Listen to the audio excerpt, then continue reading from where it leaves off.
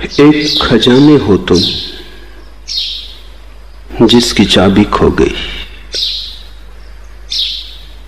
या कि एक बीज हो जिसे अपनी भूमि नहीं मिल पाई। एक ऐसे सम्राट हो जिसने अपने को भिखारी समझ रखा है,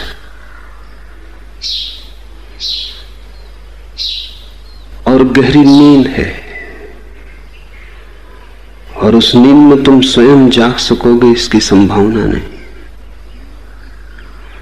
तुम चाहो भी कि तुम अपने ही हाथ से जग जाओ तो भी ये घट ना सकेगा। घट इसलिए ना सकेगा कि जो सोया है स्वयं, वो स्वयं को कैसे जगाएगा। जगाने के लिए जागा होना जरूरी है। और तुम अगर अपने अस्मिता और अहंकार से भरे हुए सोचते रहे कि क्यों किसी से कहें कि जगाओ, अपने को ही जगा लेंगे, तो ज्यादा से ज्यादा इसी बात की संभावना है कि तुम एक सपना देखो जिसमें कि तुम मान लो कि तुम जाग गए हो। सोया हुआ आदमी जागने का सपना देख सकता है, जाग नहीं सकता। सोए हुए आदमी की ज्यादा से ज्यादा संभावना यही है कि वो सपने में देख ले कि जाग गया है। नींद को तोड़ने के लिए बाहर से कोई, तुमसे बाहर से कोई चाहिए जो तुम्हें चौंका दे। गुरु का कोई और अर्थ नहीं, गुरु का इतना ही अर्थ है कि जो जागा हुआ है और जो तुम्हारी नींद को तोड़ सकता है। कुछ और करना भी नहीं, कुछ पाना नहीं, क्योंकि जो भी पाने योग्य है वो तुम अपने साथ ही लेकर आए हो। कुछ खोना भी नहीं है सिवाय निद्रा के, सिवाय मूर्छा के, सिवाय एक बेहोशी के। इसलिए गुरु तुम्हें आचरण नहीं देता, और जो गुरु तुम्हें आचरण दे समझना कि वो गुरु नहीं है। गुरु तुम्हें सिर्फ जागरण देता है, और जागरण के पीछे चला आता है आचरण अपने आप।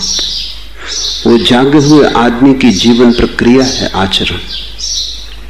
और सोया हुआ आदमी लाख उपाय करे आचरण को साधने के, साध भी ले तो भी सब सपना ही है, सब पानी पर उठा हुआ बबूला है, उसकी कोई सार्थकता नहीं। तुम सपने में साधु भी हो जाओ तो क्या फर्क पड़ता है। तुम सपने में चोर थे, तुम सपने में साधु हो गए, पर दोनों ही सपने हैं। जाग कर तुम पाओगे न तो सपने का चोर सच था, न सपने का साधु सच था। इसलिए असली सवाल चोर से साधु होने का नहीं, न बेईमान से ईमानदार होने का है, न बुरे से भला होने का है, न पापी से पुण्यात्मा होने का है। असली सवाल जागे हुए होने का है, सोए से जागे हुए होने का है। आचरण तो शास्त्र से भी मिल सकता है, आचरण तो समाज भी दे देता है। आखिर समाज भी बिना आचरण के तो जी नहीं सकता। इतने लोग हैं वहां, बिना आचरण के बहुत कसमकस होगी, बहुत संघर्ष होगा, बहुत बेचैनी परेशानी होगी, जीना मुश्किल हो जाएगा। समाज भी आचरण थोप देता है, परिवार भी आचरण देता है, शास्त्र भी आचरण देते हैं, गुरु जागरण देता है। और जब गुरु भी आचरण देने लगे तो समझना कि वो समाज के ही हिस्से हो गए, धर्म से उनका नाता टूट गया। जब वो भी तुम्हें समझाने लगे कि चोरी मत करो, बेईमानी मत करो, झूठ मत बोलो, तब उनकी उपयोगिता नैतिक हो गई, धार्मिक न रही। धर्म और नीति में बड़ा भेद है। नीति साधी जा सकती है, सोए हुए जागना जरूरी नहीं, सिर्फ सपना बदलना पड़ता है। कठिन है सपने को बदलना भी, लेकिन बदला जा सकता है। तुम क्रोध कर सकते हो तो तुम अक्रोध भी कर सकते हो। तुम हिंसा कर सकते हो तो तुम अहिंसा का व्रत भी ले सकते हो। तुम काम वासना से भरे हो, तुम ब्रह्मचर्य का आचरण साध सकते हो। इन सब के लिए जागना जरूरी नहीं है। तुम जैसे हो वैसे ही रहोगे, सिर्फ तुम्हारे ऊपर की खोल बदल जाती। तुम वस्त्र बदल लेते हो, तुम नहीं बदलते। गुरु का संबंध तुम्हें बदल देने से है, और जब तुम बदल जाओगे तो एक आचरण पैदा होता है। वो आचरण नैतिक नहीं है, धार्मिक। नैतिक आचरण में सुगंध होती ही नहीं। वो ऐसा है जैसे प्लास्टिक के फूल हों, ऊपर से लगा दिए गए। धार्मिक आचरण की एक सुगंध है, एक सौरभ, जैसे फूल वृक्ष में लगे हों, जैसे फूलों की जड़ें जमीन में फैली हों और फूल सूरज से रोशनी लेते हो, जमीन से हरियाली लेते हो, हवाओं से ताजगी लेते हो, जीवित हो। धार्मिक व्यक्ति इस विराट अस्तित्व का एक हिस्सा हो जाता है।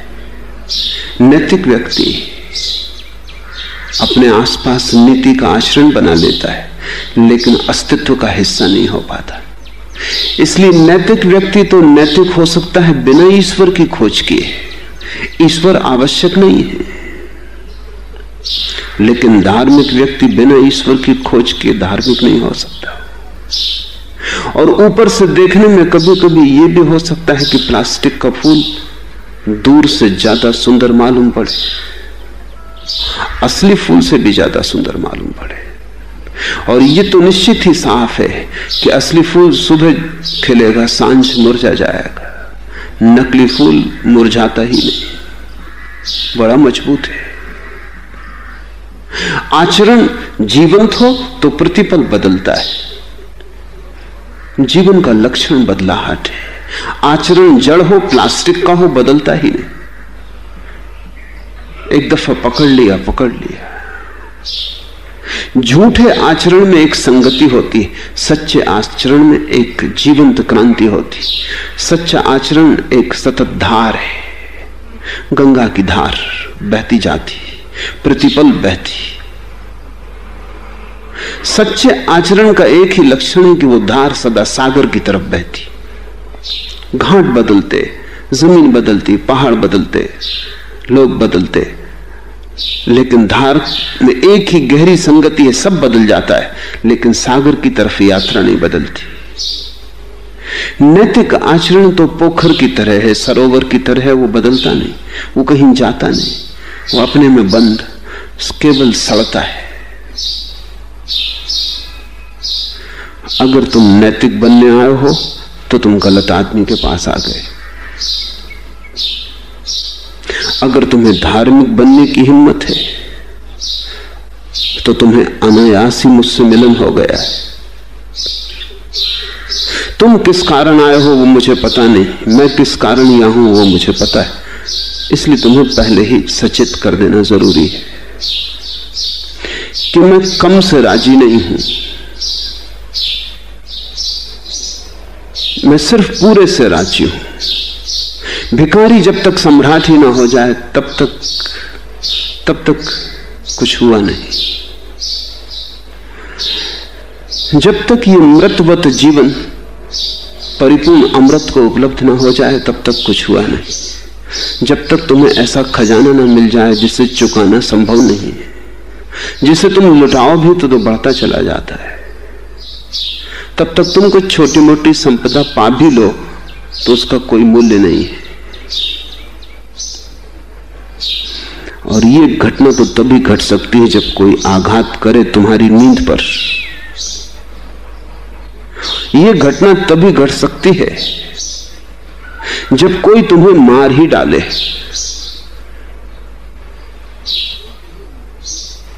तभी तुम्हारे भीतर जो अमृत का स्वर है वो बचेगा।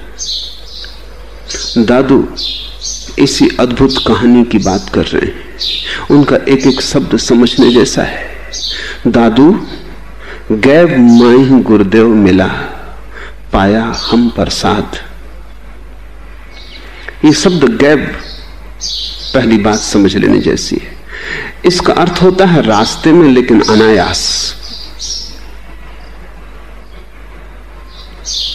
गुरु अनायास ही मिलता है, क्योंकि तुम तो उसे खोजोगे कैसे? अगर इतनी ही तुम्हारे पास रोशनी होती कि तुम गुरु को खोज लो, तो उसी रोशनी में तो तुम अपने को ही खोज लेते, गुरु को खोजने की जरूरत ही ना थी। अगर तुम इतने ही जागे हुए होते कि गुरु को पहचान लेते, तो उतने जागरण से तो तुम अपने को ही पहचान लेते, गुरु को पहचानने का सवाल ही ना उठता था। अगर तुम इतने ही समझदार थे कि तुम परख लेते कि कौन गुरु है और कौन गुरु नहीं, तो उतना विवेक तो पर्याप्त है, उससे तो तुम्हारे जीवन में क्रांति हो जाती। गुरु को तुम खोज नहीं सकते। सोया हुआ आदमी कैसे उसको खोजेगा जो उसे जगाए? और अगर सोया हुआ आदमी उसको खोज ले जो उसको जगाए, तो जगाने की जरूरत कहां है? वो आदमी जागा ही हुआ है। इसलिए गुरु अनायास मिलता है, ये बात तो पहली समझ लेने जैसी है। अनायास का अर्थ है कि तुम्हें पता भी नहीं होता और मिल जाता है, आकस्मिक। तुम्हें अनायास लगता है। एक बहुत पुरानी